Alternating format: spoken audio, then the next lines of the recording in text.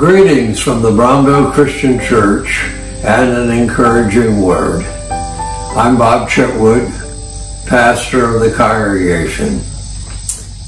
Today on an encouraging word, I'm in the land office, the location where the first homestead claim was signed on January 1st, 1863.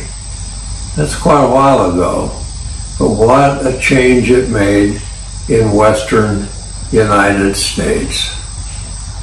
I'm here because something historical took place, and as a result, 160 acres are now a national treasure in Beatrice, Nebraska, as Daniel Freeman's farm that he homesteaded and was the first homesteader resides. And people come there and enjoy his cabin, his land, and the historical information that's available.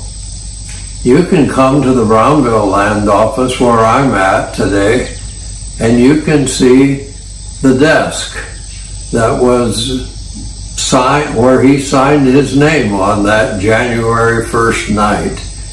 You also can see the film, The Land of Dreams, or you might want to just see some of the historical documents that were a part of this location.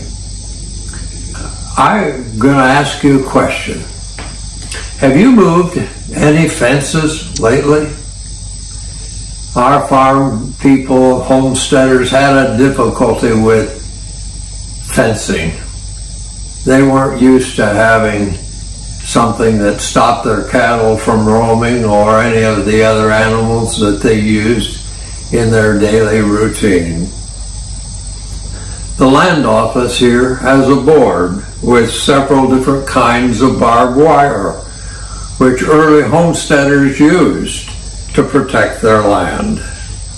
And today our farmers still move fences in order to give their animals maybe better land in which to eat or to roam. So the question I have of you, to me, is rather pertinent. Poet Edward Markham once wrote, "He drew a circle that shuts me out, heretic, rebel, a thing to flout. But love and I had the will to win. He drew a circle that took me in." Our Lord knew that we needed to move a fence to include a brother or sister. He taught us to love our neighbor as we love ourselves. Spiritual growth means drawing larger and larger circles as long as we live. I was taught a story that came out of World War I. It was a story about three soldiers, a Protestant, a Roman Catholic, and a Jew, and they were marching into battle. When they arrived at the front line, a shell came their way and killed the young Protestant soldier. After the battle was over, the dead soldier's friends asked their commanding officer if they could take their friend's body to a Roman Catholic priest for burial in a nearby town. And he consented.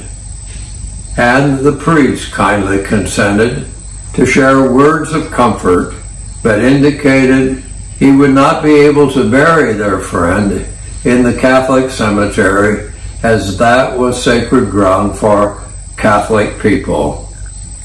When the brief battle was all over and the soldiers were getting a furlough, they decided to go back to this church and to the Catholic priest and take a few moments to see the grave of their friend. The priest took them out to the cemetery. And to their amazement, he took them inside the cemetery and showed them their friend's grave. They protested, "This can't be the grave where our friend's body laid following his death." And the priest smiled and said, "Oh, there's no mistake. This is your friend's grave. You see, I wasn't permitted to move the boy's body, but I could move the fence." Does your faith cause you to stretch and include more and more people in your circle? Are you moving any fences? With all of this COVID activity, I trust you're drawing a bigger circle and loving your neighbor even better than you did before. Let us pray. Thank you, God, for teaching us the lesson of others in our lives. And thank you for all those who reached out beyond the circle and included us, that we might be able to be accepted. But most of all, thank you for yourself, who stretched at the cross that we might be adopted into your family circle.